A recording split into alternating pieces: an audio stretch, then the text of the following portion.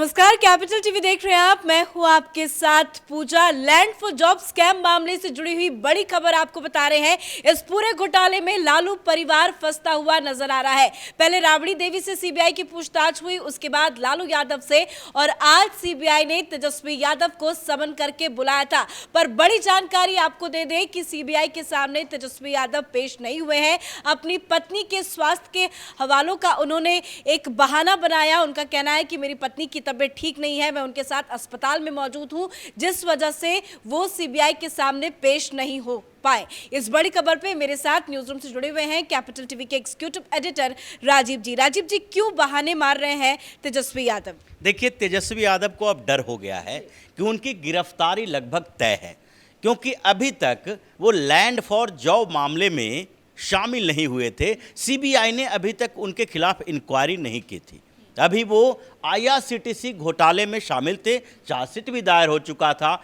CBI ने उनके bell cancel करने के लिए अपील भी की थी। कोर्ट से कहा था कि ये बाहर में रहकर गवाहों को धमकी दे रहे हैं, प्रशासन के साथ मिलकर उन गवाहों को टारगेट कर रहे हैं, इसीलिए इनका बेल कैंसिल होना चाहिए। उसी समय से ये डरे हुए थे और अब इनका डर जायज है, क्योंकि इनके घर पर जो छापेमारी हुई है उसमें कई ऐसे सबूत मिले हैं जो दिखा रहा है कि तेजस्वी यादव भी लैंड फॉर जॉब मामले में पूरी तरीके से इन्वॉल्व थे। लेकिन ये समन दूसरी बार उनको दिया गया, इसके पहले भी जनवरी में एक समन किया गया था। क्यों बार बार वो डिनाई कर रहे हैं? क्योंकि बड़ी खबर अभी ये भी सामने आ रही है कि सीबीआई के 2 अधिकारी उनको देखने के लिए पहुंचे कि वाकई वो जो बहाना बना रहे हैं वो सच है या झूठ है। देखिए, ये तो साफ तौर पर दिख रहा है कि ये बहाना बना रहे हैं। जनवरी में समन भेजा गया था, 4 फरवरी को उनको अपीयर होना था सीबीआई के सामने, जिसमें पूछताछ की जानी थी। उसके बाद उन्होंने बहाना बनाया कि पार्टी संबंधित कामों में, उसके साथ ही सरकार के वो डिप्टी सीएम हैं, तो ऐसे कामों में व्यस्त हैं जिसके लिए उनको और ज़्यादा समय चाहिए। उन्होंने वकीलों से बात की, मुलाकात की और ये देखना शुरू किया कि कैसे सीबीआई के चंगुल से हम बच सकते हैं। उसके बाद सीबीआई ने टाइम बढ़ा दिया, 11 मार्च की डेट तय हुई। अब ऐसे में वो कह रहे हैं कि उनकी वाइफ बेहोश हो गई है सीबीआई की पूछताछ से, और इसके कारण वो उनके साथ अस्पताल में हैं। तो अस्पताल में हैं तो घर में नहीं होंगे, इसीलिए सीबीआई ने उनके घर पर जाकर ये जांच करना चाहा कि सही मायने में तेजस्वी यादव अस्पताल पहुंचे हुए हैं या घर में हैं, क्योंकि ये पूरा का पूरा बहाना सबको पता है। लेकिन जो सीबीआई और ईडी की जो टीम अभी जांच कर रही है, ईडी ने जो सर्च किया वो पीएमएलए के तहत है, और मनी लॉन्ड्रिंग में ये मामला सामने कैसे आया कि तेजस्वी यादव भी इस पूरे मामले में इन्वॉल्व हैं, क्योंकि तेजस्वी यादव के घर न्यू फ्रेंड्स कॉलोनी के ऊपर छापेमारी की गई। वहाँ से कुछ सबूत मिले कि तेजस्वी यादव जिस घर का उपयोग कर रहे हैं वो तो घोटाले के पैसे से बना है। वहाँ पर वो रजिस्ट्रेशन ही था एके इंफो सिस्टम प्राइवेट लिमिटेड के नाम से। अमित कात्याल उसके डायरेक्टर हैं। और ये कंपनी कैसे बनी, कंपनी कहाँ से बनी, और कंपनी में कैसे लालू यादव का शेयर दिखाई पड़ रहा है, क्योंकि इस कंपनी के नाम से 2 प्लॉट लिए गए थे, और वहीं से ईडी और सीबीआई को जांच की दिशा मिली कि इन दोनों प्लॉट में उसके लिए नौकरी के बदले ये दोनों प्लॉट इस कंपनी को दिए गए थे। बाद में क्या हुआ, ये कंपनी के डायरेक्टर तो वही रहे, सीईओ तो वही रहे, लेकिन इसके शेयर बदलते रहे। जब अमित कात्याल से पूछताछ की गई तो पता चला कि इसके शेयर जो हैं बाद में राबड़ी देवी, चंदा यादव, रागनी यादव के नाम हो गया है ट्रांसफ़र। उस रागनी और चंदा यादव को जो ट्रांसफ़र हुए थे शेयर, उसमें भी ये घपला है, क्योंकि ये सारे के सारे लोगों ने इस कंपनी के नाम से एक मकान बनाया, उसे दफ्तर बनाया, और उसका इस्तेमाल रेसिडेंशियल प्लॉट के तौर पर तेजस्वी यादव कर रहे हैं। यानी कि ये पूरा का पूरा पैसा और बिल्डिंग तेजस्वी यादव का है, न कि रागनी या चंदा यादव का। और उसी तरीके से जब राबड़ी देवी का इसमें शेयर है और बोर्ड ऑफ डायरेक्टर में राबड़ी देवी का नाम है, तो उसके बाद ये पूरी तरह से पता चल गया कि तेजस्वी यादव से पूछताछ होनी चाहिए। उन्हें बताना पड़ेगा कि ये जो मकान आपको एक कंपनी के नाम से रजिस्टर्ड है, वो रहने के लिए दिया गया है, तो आपने इसके लिए कितना रेंट दिया या फिर आप ही का है, परिवार की प्रॉपर्टी है, क्योंकि उसका रजिस्ट्रेशन, उसका लेन देन तो है कंपनी के नाम से। तो ये सारा का सारा मामला अब पूरी तरीके से साफ हो गया है। बीजेपी यही सवाल पूछ रही है प्रेस कॉन्फ्रेंस करके कि लालू परिवार के पास इतने करोड़ों की संपत्ति कहां से आई, क्या करते हैं ये सब? देखिए, लालू परिवार के पास तो चारा घोटाले के समय में ही पता चला था, जब इनके ऊपर छापेमारी हुई, पटना में बड़े बड़े बिल्डिंग पाए गए, तो उस समय भी इन्होंने कहा था कि हम दूध का कारोबार करते हैं। लालू यादव के घर से, यानी कि राबड़ी देवी के घर से, ससुराल से लालू यादव को कुछ भैंसें मिली थी, उससे ये इन्होंने इतना बड़ा डेयरी का कारोबार कर लिया कि सैकड़ों करोड़ की संपत्ति हो गई। अब तो ये केस साफ तौर पर दिखाई पड़ रहा है, क्योंकि एक मामला नहीं है। अब हेमा यादव के नाम से जो जमीन है, वो जमीन हृदय नारायण चौधरी ने और हृदयानंद चौधरी ने वो जमीन हेमा यादव को कैसे दिया कि वो मेरी मुंहबोली बहन है, उसको एक जमीन गिफ्ट करते हैं, प्लॉट गिफ्ट करते हैं, जिसकी कीमत उस समय मात्र 7.5 लाख रुपए रखी गई।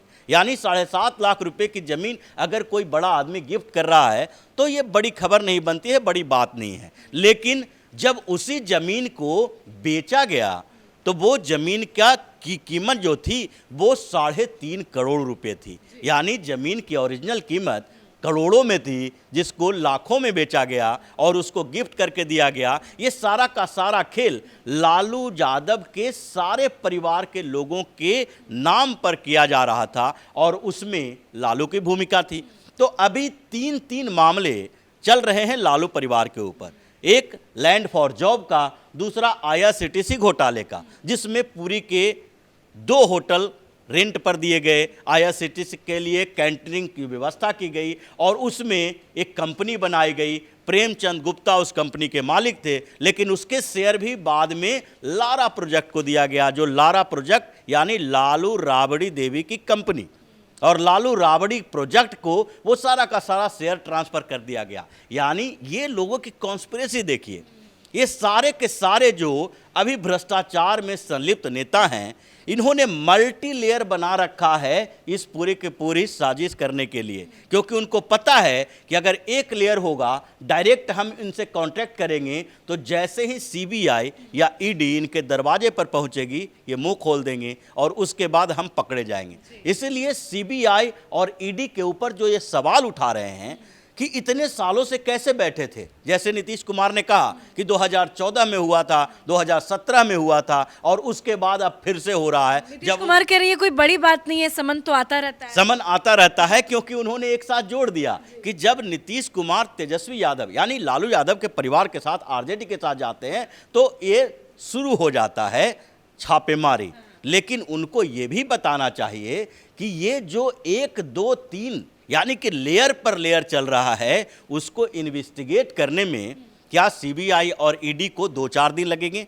जब जब कोई सबूत मिलेंगे पूछताछ होगी और जब सारे सबूत मिल जाएंगे तो गिरफ्तारी होगी। लेकिन सर, जिस तरह से लगातार चाहे वो ED हो या CBI हो एक्शन में नजर आ रही है, पहले राबड़ी देवी से पूछताछ हुई, लालू यादव से पूछताछ हुई, अब CBI जो है वो तेजस्वी से भी पूछताछ करना चाहती है और ED ने कल जिस तरह से घंटों छापेमारी 20 से ज्यादा ठिकानों में की, क्या लगता है लैंड फॉर जॉब स्कैम में गिरफ्तारी भी अब धीरे धीरे होगी? क्योंकि कोर्ट में पेशी होगी, उसके बाद एक्शन होगा, क्योंकि जांच एजेंसियां कह रही है उनके पास सबूत है। देखिए, अब तो गिरफ्तारी का समय आ गया, क्योंकि ये लास्ट इंक्वायरी का फेज है। ED के पास भी सारे सबूत हैं और CBI के पास भी सबूत हैं। ED ने जो ये सर्च वारंट जारी किया, उसके बाद छापेमारी की, अब ये सारे सबूत जो मीडिया तक पहुंच गए हैं, उससे भी ज़्यादा सबूत उसके पास है, क्योंकि ED ने बता दिया, अपने चार्जशीट में भी दायर की जो है उसमें भी बताया है कि ये किस कंपनी के थ्रू इन लोगों ने ज़मीन ली, कहाँ पर, हेमा यादव का, रागनी यादव का या चंदा यादव का, लालू यादव या राबड़ी देवी का, ये सारे के सारा इन्वॉल्वमेंट कैसे कैसे हुआ। क्योंकि इससे पहले जब इसी स्कैम में भोला यादव के घर पे छापेमारी हुई थी तो वहाँ भी एक डायरी मिली थी, उस डायरी के एंट्री के आधार पर इन लोगों ने आगे इन्वेस्टिगेशन शुरू किया और इसके बाद धीरे धीरे परत दर परत खुलता गया कि कैसे लालू का पूरा परिवार इसमें इन्वॉल्व है। पूरा परिवार इन्वॉल्व है, तो क्या एक साथ पूरे परिवार जेल में नजर नजर आएंगे। लगता तो यही है, लेकिन अभी नंबर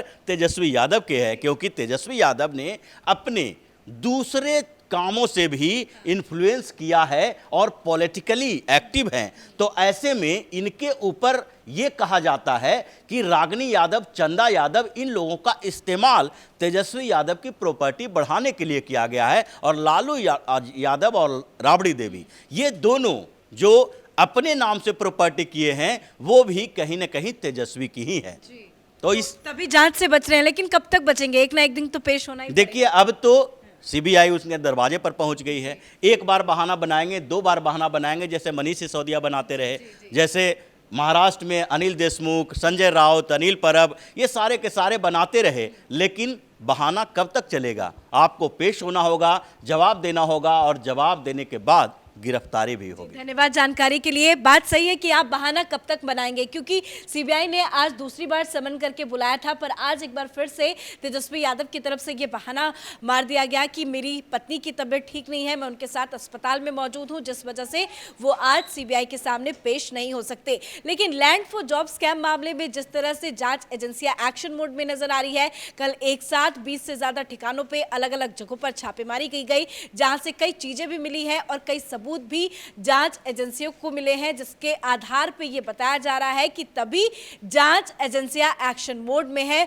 और जल्द से जल्द, चाहे वो तेजस्वी यादव हो, लालू यादव हो, राबड़ी देवी हो, इन सभी के खिलाफ एक बड़ा एक्शन लिया जाएगा। इस बड़ी खबर में मेरे साथ फिलहाल इतना ही। कैमरा पर्सन भोला के साथ मैं पूजा, कैपिटल टीवी।